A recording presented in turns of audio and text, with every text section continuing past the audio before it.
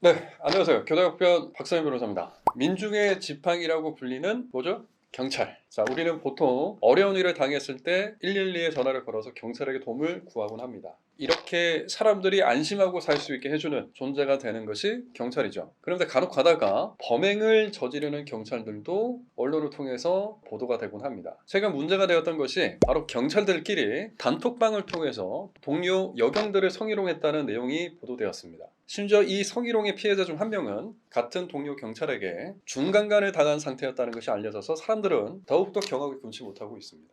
그와 동시에 또 다른 사건도 이슈가 되고 있습니다. 한국에서도 상당히 유명한 명품 브랜드인 샤넬에서 성추문이 발생하게 된 거죠. 가해자로 알려진 이는 임원급에 있었던 사람이었고 자신의 사회적 지위를 악용해서 강제로 희롱과 추행을 일삼았다고 하죠. 자, 최근에 나아가서 대학 교수가 같은 학교의 동료 교수를 강간한 사건도 발생을 했습니다. 이런 상황에도 불구하고 학교는 쉬쉬하면서 이를 키우지 않으려는 모습만 보여서 빈축을 사고 있습니다. 위 사건들의 공통점은 성범죄라는 것도 있지만 직장 내에서 발생한 것이라는 점도 있죠. 직장 내에서 발생한 성범죄라고 해서 처벌을 받지 않는 거 당연히 아닙니다. 하지만 한 가지 중요한 것은 피해자가 받는 피해가 훨씬 클 가능성도 존재한다는 점이죠. 처음 보는 사람에게 성범죄 피해를 입은 것이라면 바로 신고를 해서 처벌받게 해달라고 호소를 할 수 있겠지만 만일 매일같이 얼굴을 마주봐야 하는 직장 상사 혹은 동료가 가해자인 입장이라면 보복 등이 무서워서 피해 사실을 숨기는 경우가 더욱 많다고 합니다.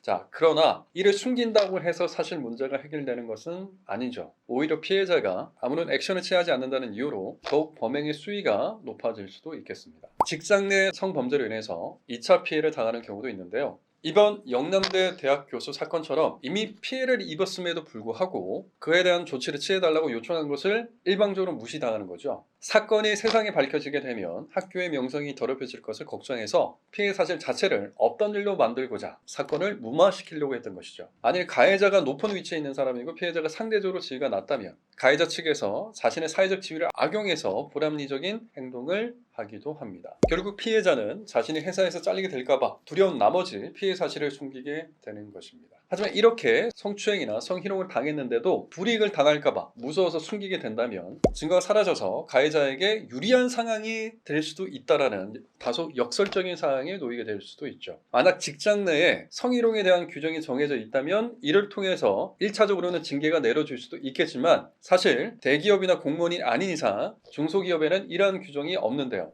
자, 여러분 그때는 어떻게 해야 될까요? 그때는 고용노동부에 진정서를 접수해야 합니다. 단순 희롱이라면 징계로 끝날 수 있겠지만 직접 신체 부위가 맞닿은 성추행 혹은 강간이라면 말이 다르겠죠. 그럴 때는 당연히 성범죄, 즉 형사사건에 포함되기 때문에 경찰서에 신고를 하거나 고소장을 접수해야 되는 겁니다. 자, 신고가 접수가 되면 조사를 통해서 잘잘못을 가리게 되는데 범행을 저지른 것이 맞다고 판단될 경우에는 당연히 실형을 선고받을 수도 있고요. 회사 측에서도 더 이상 성범죄자를 고용하기는 어렵기 때문에 해고를 당하게 되겠죠. 하루에도 몇 번씩 성범죄 기사가 올라오고 있습니다. 피해자들이 자신의 피해 사실을 당당하게 드러내는 것 같아 저는 일견 좋은 현상이라고 생각이 드는데요. 그러나 아직까지도 아는 사람, 즉 직장 상사나 동료에게 당한 피해는 드러내기가 어렵다라는 것이 주지의 사실 같습니다. 숨기다가는 상처가 굼게 될 수 있죠. 더 이상 주저하지 마시고요. 본인의 권리를 행사하시기 바랍니다.